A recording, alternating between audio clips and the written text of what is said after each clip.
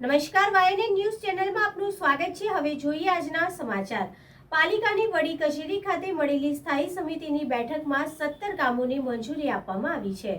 પાલિકાની સ્થાયી સમિતિની બેઠક મળી હતી, જેમાં રજૂ થયેલા 18 કામો પૈકી 17 કામોને મંજૂરી આપી એક કામ પરત કરાવવામાં આવ્યું હતું। આ બેઠકમાં મુખ્યત્વે એફોર્ડેબલ હાઉસિંગ વિભાગ, જમીન મિલકત શાખા, કાર્યપાલક ઇજનેર શ્રી પૂર્વજનની કચેરી, ડ્રેનેજ વરસાદી ગટર પ્રોજેક્ટ શાખા, મિકેનિકલ ખાતું, સોલિડ વેસ્ટ મેનેજમેન્ટ શાખા, પાણી પુરવઠા શાખા જેવા વિભાગોના કામો મંજૂરી માટે મૂકવામાં આવ્યા હતા। આ બેઠકમાં ખાસ કરીને જમીન મિલકત શાખાનું દંતેશ્વર ખાતેની જમીનના વળતર ચૂકવવાની દરખાસ્ત રજૂ થઈ હતી, તેને વધુ અભ્યાસ માટે પરત કરવામાં આવી છે।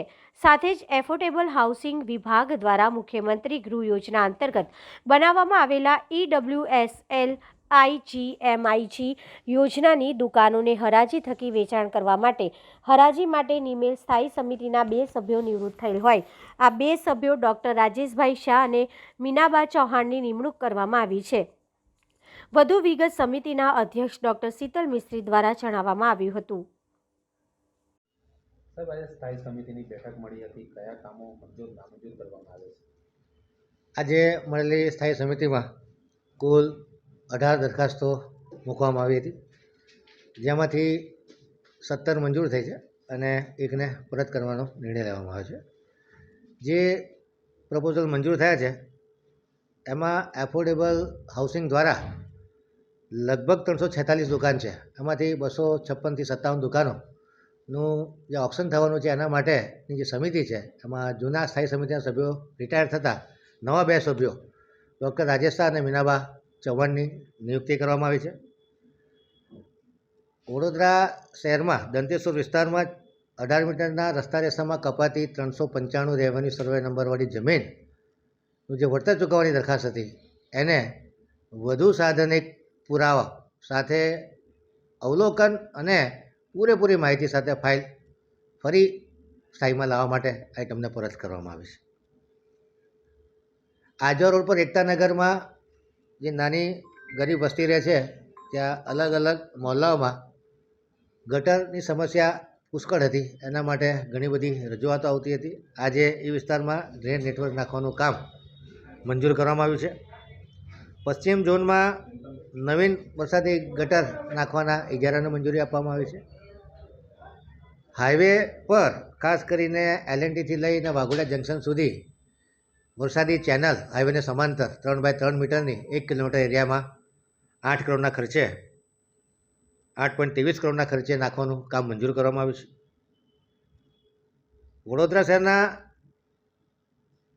ઉત્તર ઝોનમાં તળાવની સફાઈનો ઇજારો મંજૂર કરવામાં આવ્યો છે 30 લાખની મર્યાદામાં।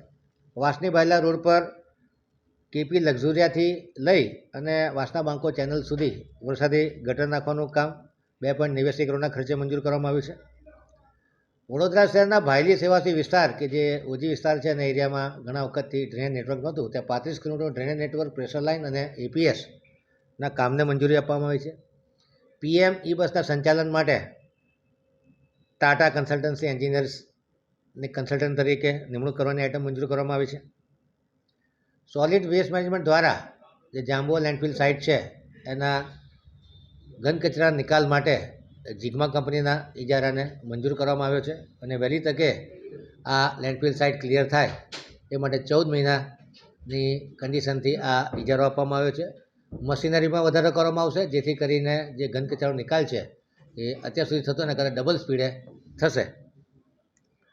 અલગ અલગ વોર્ડમાં પાણીની જે નળિકાની નિભાવણીના કામો હતા એની નાણાકીય મર્યાદામાં વધારો કરવામાં આવે છે। ખાસ કરીને વોર્ડ નંબર 1, વોર્ડ નંબર 4માં 5 લાખ, 10 લાખ અને વોર્ડ નંબર 15માં 5 લાખ અને વોર્ડ નંબર 5માં 10 લાખ, આમ કરીને પાણીના કામોને અગ્રિમતા આપી અને એમની નાણાકીય મર્યાદામાં વધારો કરવામાં આવ્યો છે। પશ્ચિમ ઝોનમાં પાણીની CI નળિકા, DI નળિકા 10 લાખની રકમનો વધારો કરવામાં આવ્યો છે નાખવાના કામમાં। ગાયત્રીનગર ટાંકીથી દક્ષિણ તરફ કેનાલને સમાંતર નવીન પાણીનું નેટવર્ક, આ એરિયા ઘણા વખતથી નેટવર્ક હતું નહીં પાણીની લાઇનનું, સમાંતર જે રોડ છે અલગ અલગ ગલીના આ તમામ જગ્યાએ પાણીનું નેટવર્ક ઊભું કરવાનું કામ 2.25 કરોડના ખર્ચે મંજૂર કરવામાં આવ્યું છે.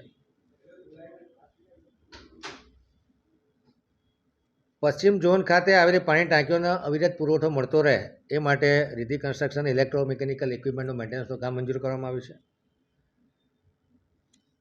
આમ અલગ અલગ વિકાસના કામો મંજૂર કરી અને વડોદરાના વિકાસને વેગ મળે એ દિશામાં સ્થાયી સમિતિના સભ્યોએ આજે તમામ દરખાસ્તો મંજૂર કરી. ચેરમેન સાહેબ, અગત્યનો સવાલ છે કે 2 નંબરનું જે કામ છે જેમાં દંતેશ્વરની જમીનનું જે કામ પરત મોકલવામાં આવ્યું છે વળતરની બાબતનું, અગાઉ 4 વખત આ મુલતવી કરવામાં આવી હતી. જો આ પુરાવાના અભાવે જ આને મુલતવી કરવામાં આવતી હોય તો અગાઉ કેમ પરત ના મોકલ્યો? વારંવાર દરખાસ્ત આયા કરી છે અને આજે 5મી વખત જ્યારે આવી છે ત્યારે એને પરત કરવાની ફરજ પડી. આઇટમ 2007માં જ્યારે સોસાયટી બની અને 2007માં આજુબાજુના પ્લોટોને વળતર આપવામાં આવ્યું હતું અને તમામ લોકોએ આ જમીન વિના વળતરે 18 મીટરના રસ્તા માટે આપી હતી. આ એક જ પ્લોટ એવો છે કે જે 2018-19માં વળતરની માગણી કરે છે. એટલે અમુક સાધનિક પુરાવો કે જેની માસ્ટર ફાઇલ કે જ્યારે રજાજીથી લીધી એ વખતે શું એફિડેવિટ કર્યા છે, કારણ કે ડિપાર્ટમેન્ટ તરફથી જે ફાઇલ આવતી હોય એ કોર્ટની જે માર્ગદર્શન હોય અથવા કોર્ટમાં અલગ કાગળિયા છે, અમારી પાસે અલગ કાગળિયા છે. એટલે અત્યાર સુધી એક વખત આઈટમ મુલતવી કરી છે મને લાગે ત્યાં સુધી. વધુ સ્ટડી માટે મુલતવી કરી હતી, પાછી ફરી ચડાઈ અને પૂરેપૂરા સાધનિક પુરાવા સાથે ફરીથી સાદર રજૂ કરવામાં આવે. કારણ કે જ્યારે ડિપાર્ટમેન્ટ 5.46 કરોડની ચૂકવણું કરવાનું કહેતું હોય અને ગ્રાઉન્ડ પરની પરિસ્થિતિ અલગ હોય ત્યારે અલગ અલગ માસ્ટર ફાઇલનો તપાસ કરી અને કોઈ પુરાવા મળે કે ભાઈ આ જૂની જમીનનું વળતર આપવાનું છે, એ વખતે 910 રૂપિયા જેટલું વળતર આપતા હતા અને અત્યારે 2013 પછી ડબલ જંત્રી આપવાની થાય છે અને 2011ની નવી જંત્રી આવી. એટલે જ્યારે બીજા જમીન માલિકોને આપણે જૂની જંત્રી પ્રમાણે પૈસા આપ્યા છે તો આમાં શું કરી શકાય એ માટે લીગલ ઓપિનિયન જોવો પડે, માસ્ટર ફાઇલ જોવી પડે. આ જમીન માલિકની પોતાની જે જમીન હતી એનો બી બાનાખત થઈ ગયો હતો, એની પણ કોપી છે નહીં, કારણ કે બાનાખત આ 1997માં થયેલું છે.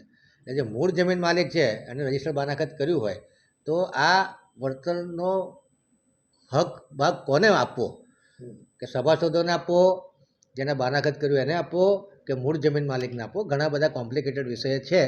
એટલા માટે ડિપાર્ટમેન્ટને પણ વાત કરી છે, સભ્યો પણ બધું ડિટેલમાં સ્ટડી કરશે અને ટોટલ સાધનિક પુરાવા તમામ એવિડન્સ ભેગા કરી અને ડિપાર્ટમેન્ટ અમને ઓપ્શન આપશે કે ભાઈ શું કેવી રીતે આગળ વધવું, ત્યારબાદ સ્થાયી સમિતિ નિર્ણય કરશે. કેમ કે આ And press the bell icon.